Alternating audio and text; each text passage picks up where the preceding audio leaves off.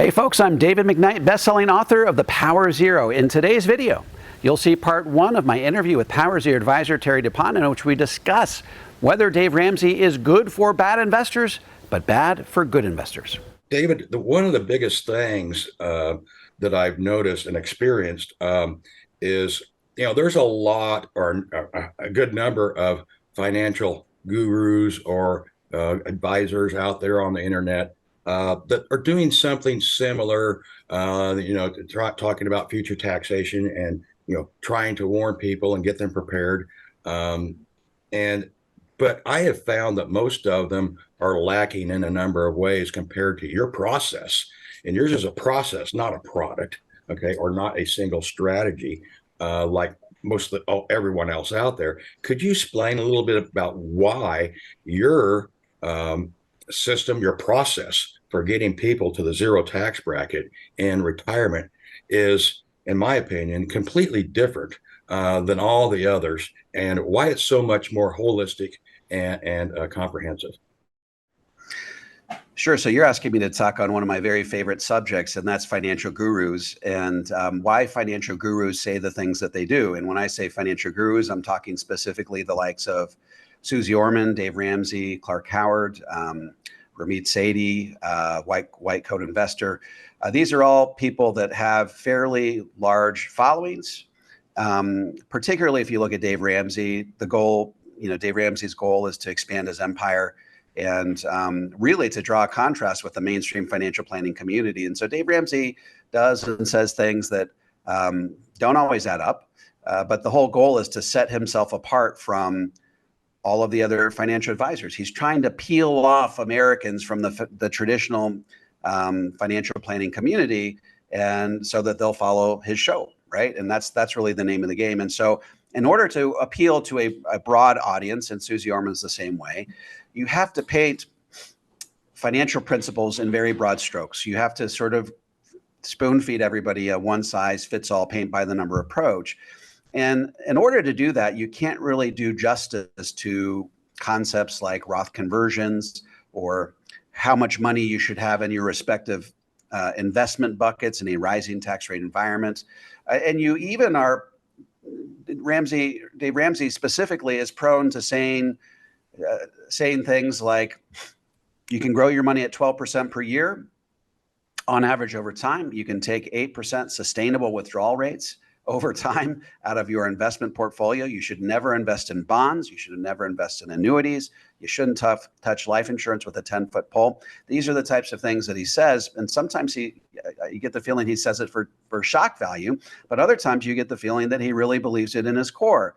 And the problem is, if I were to sort of summarize the problem with financial gurus, is they're good for bad investors, but they're bad for good investors. Okay. So if you are struggling to get off of square one and save $300 a month, Dave Ramsey comes along and says, hey, if you start today, maybe you're a 30-year-old, you save $300 a month, you can earn 12%, and then you can take 8% distributions off of your corpus of money by the time you reach 65. It's the results when you run those numbers out over time are pretty fantastic. And so it's very easy to get motivated to get started when he's throwing these amazingly high numbers at you.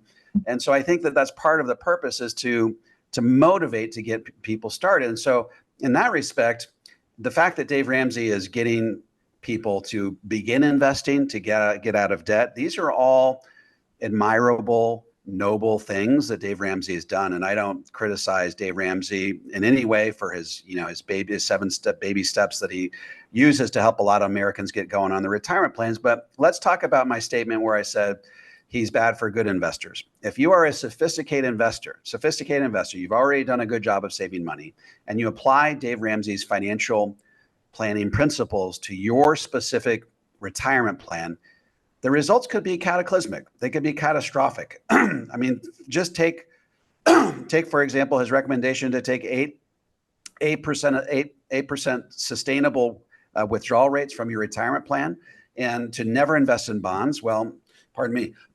Just recently, Wade Pfau, who's one of the foremost experts on sustainable retirement planning principles, he did a study where he said, what if somebody was invested 100% in stocks over the arc of their entire retirement, just like Dave Ramsey recommends, and they take 8% withdrawal rates starting day one in retirement and adjusting for inflation every year thereafter. He says the likelihood that your money will last through life expectancy is only 36%. So you have a 1 in 3 chance that your money would last through life expectancy. That means you have a 2 in 3 chance that you will run out of money before you run out of life. That's a really big deal, because at that point you're going to be eking out an existence on Social Security alone, not quite the golden years that you thought they were going to be. And so part of the issue that I have with financial gurus, and part of the reason why my next book is going to be on financial gurus, is simply because the types of things that they say, pardon me, the types of things that they say don't really pan out very well for people who have done a good job of saving. They played by the rules, and now all of a sudden they implement some really counterfactual strategies from the likes of Dave Ramsey is really the most guilty party, but some of these other folks are guilty as well. And you end up you're just not maximizing what you could get out of your retirement savings. You're not squeezing all of the efficiency out of your retirement dollars that you otherwise could. And so that's why, my approach is, hey, if you've done a good job saving, I am going to teach you how to accumulate dollars in the right types of accounts in the right amounts, so that by the time tax rates rise dramatically, even 10 years from now, your dollars are positioned in such a way that you can withdraw those dollars with as little tax ramifications as possible.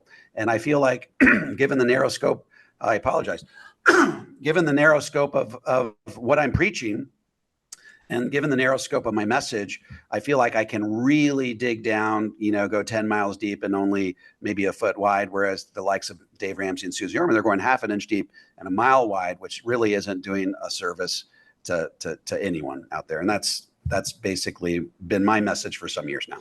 Okay. Yeah. And Wade Fowle, he's no dummy, right? He's no slouch. That's right. He's no slouch.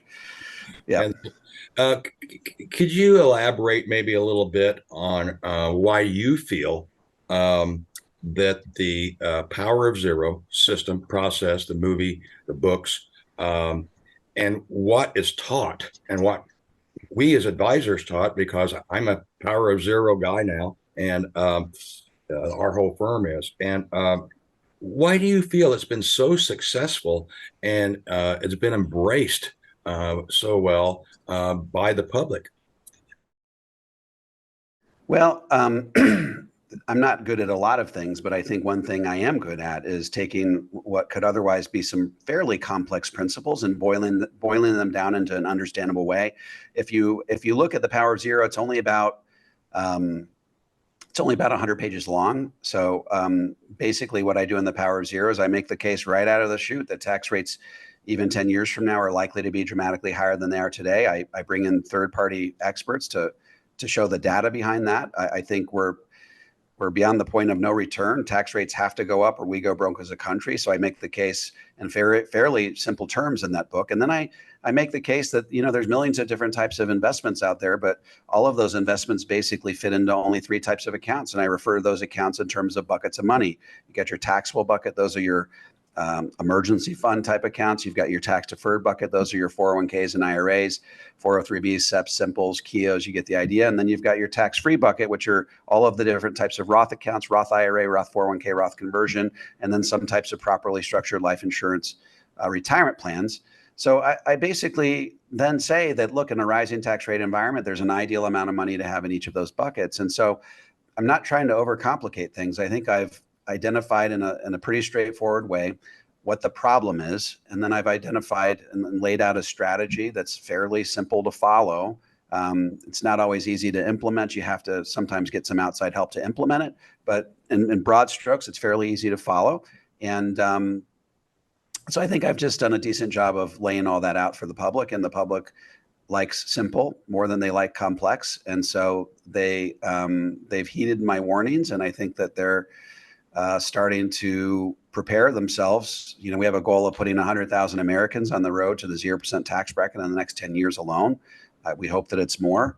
But the fact that there's only, that the data is pretty clear that tax rates have to go up and go up dramatically by 2030, and only 5% of the cumulative retirement balances across the nation are in Roth IRAs, Roth 401ks, and Roth conversions. That's startling to me. Like that's it's really sort of strains credulity to see that, notwithstanding all of the evidence out there, people are still putting money hand over fist into their IRAs and 401ks. And so we got a lot of work ahead of us, but our goal is to help people maximize the after-tax retirement distributions in retirement.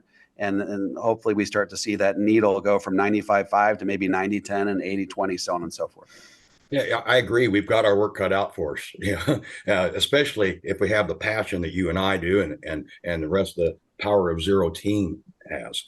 Okay, folks, that was part one of my interview with Power Zero advisor Terry Dupont. If you would like some help implementing a balanced, comprehensive approach to tax-free retirement that shields you from the impact of higher taxes down the road, head on over to davemcknight.com and click on the Connect with an Advisor button. I'm happy to refer you to an advisor in the Power Zero network that has been trained, vetted, and qualified personally by me. If you're a financial professional and want to learn how to become a certified Power Zero advisor, head over to powerzero.com and opt into my free video series. And if you have any comments or questions, feel free to drop them into the comment section below. I'll respond to every single one of them personally, and don't forget to click like, subscribe, and the bell so you never miss a video. This is David McKnight. I look forward to seeing you on the next video.